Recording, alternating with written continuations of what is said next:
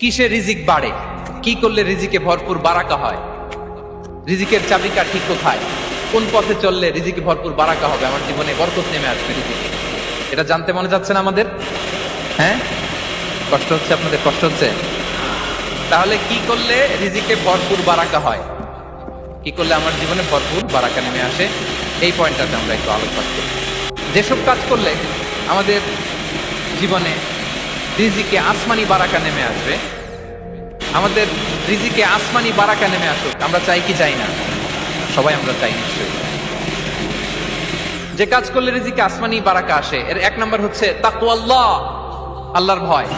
আল্লাহ তাআলা বলছেন ওমাই ইয়াত্তাকিল্লাহ ইয়াজআল লাহু মাখরাজা ওয়া ইয়ারযুকহু মিন হাইসু লা ইয়াহতাসিব, যে আল্লাহকে ভয় করে, যে আল্লাহ সচেতন, আল্লাহ তাকে মাখরাজ, মাখরাজ মানে কি জানেন? ওই যে এক্সিট লেখা না এদিকে, এই এক্সিটকে আরবিতে বলে মাখরাজ, মানে কোথাও আটকাবেন না, বের হওয়ার রাস্তা আছে, কোথাও আটকাবেন না, বের হওয়ার রাস্তা আল্লাহ তাআলা অ্যারেঞ্জ করে দিবেন। You will have the way out from crisis, ক্রাইসিসে পড়লে, সংকট মোমেন্টে আল্লাহ তাআলা ওখান থেকে এক্সিটের ব্যবস্থা আপনাকে করে দিবেন।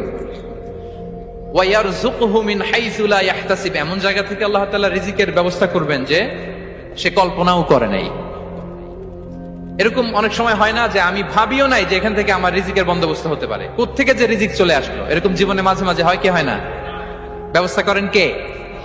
যারা আল্লাহ তাআলাকে ভয় করে, যারা আল্লাহ সচেতন, তাদেরকে আল্লাহ তাআলা স্পেশাল রিজিক দিয়ে ধন্য করেন।